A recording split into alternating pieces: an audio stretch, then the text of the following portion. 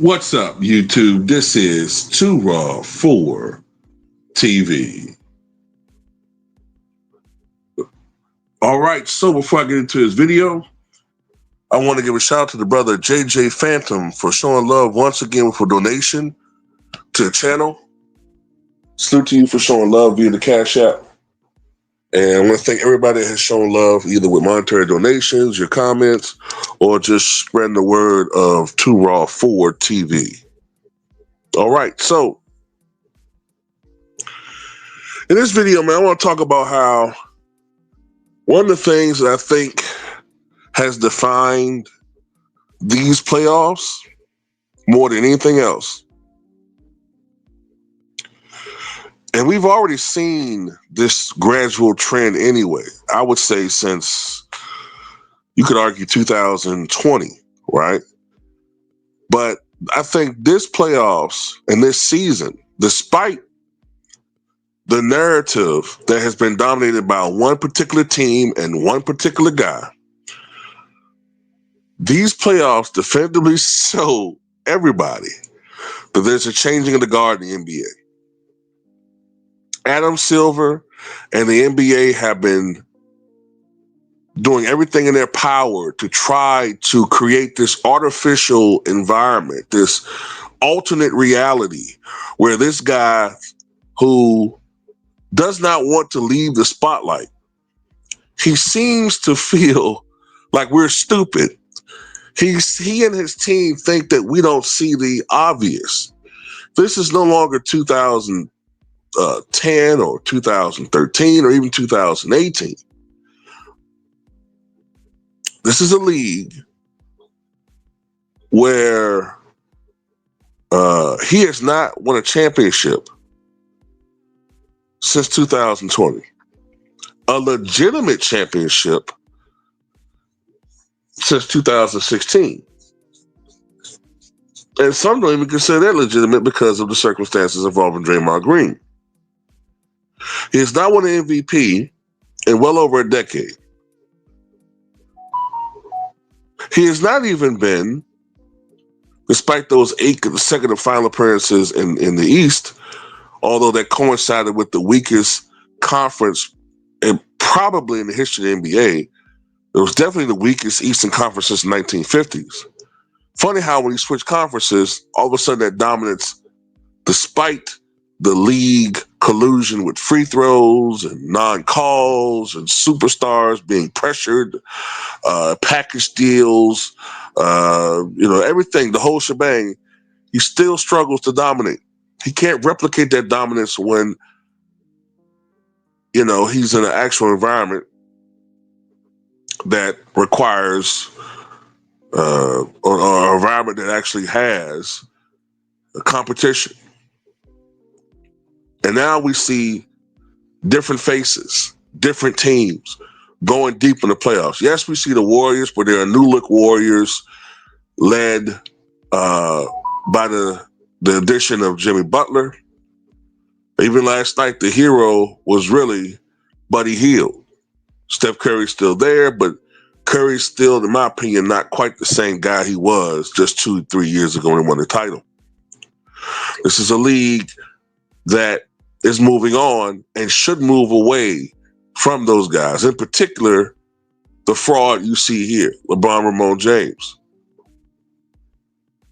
No matter how many excuses he might want to put out there to whenever they lose, he always have some bogus injury that he lean on. He never wants to take an L. I tell you, this guy right here, LeBron James, is so much like somebody else I know. He is just like somebody else I know who cannot accept defeat, makes up, excuses. One makes up an excuse saying something, the election was rigged.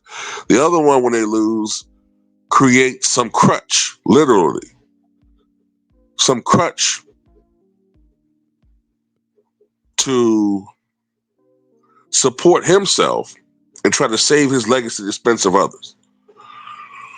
But it's been great, man, seeing these other teams shine. We've seen these other teams get exposure. And that's why I think ratings are up, because the less Lakers, the less LeBron, the better. We've seen the Boston Celtics. We've seen the Cavaliers. We've seen the dominance of the Thunder. We saw a little sneak peek of the Grizzlies, although I think John Morant's out of there eventually. We've seen the new, young, exciting Pistons. We've seen the Milwaukee Bucks, and whether they can right that ship. You know, as I said before, we saw the Warriors. We see the Nuggets. We've seen the Clippers, whatever's going to happen there. We've seen so many different teams, and these young guys, these young cats, these young guns are taking over the league, whether you like it or not. We've always told these fans, these LeBron fans, that this day was coming. It's not all about you. I remember back in the day, I told Kobe fans, I said, yeah, he's the guy right now, but make no mistake about it, the NBA is a business. And as sure as it becomes necessary, I said they're going to turn their back on Kobe Bryant. Remember, they used to kiss Kobe's ass for a while. For a while.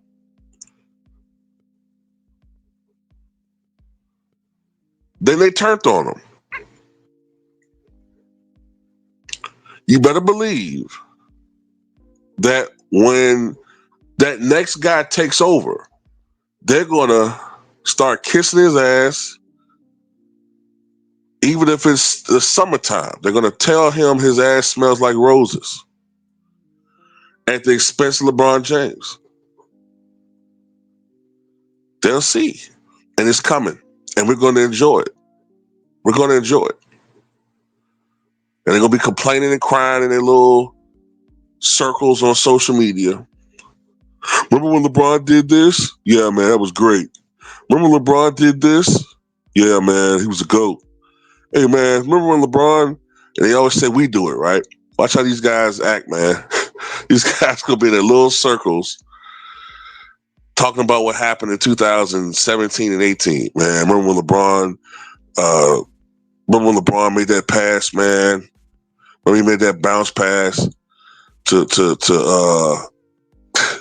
J.R. Smith, man, and he missed it. Yeah, man, that was LeBron. That was a great pass by LeBron, man. But remember we got to blame J.R. Smith, man, for missing that shot. Yeah, man. J.R. Smith was a bum, man. But LeBron, man, you can't blame him on that, man. Yeah, man. Can't never blame LeBron, man. He's the greatest. Remember when LeBron was cooking, man, in the finals game in 2020 in the bubble? And despite the fact he had almost 40 points, he passed it to Green, and Green missed it. How did he miss that shot, man? I mean, yeah, he didn't touch the ball the whole quarter, man, but you got to make it, man. It's his fault, man. He'll bump. Yeah, man, LeBron really should have 8 rings, man. Shut the fuck up. Okay? Shut up.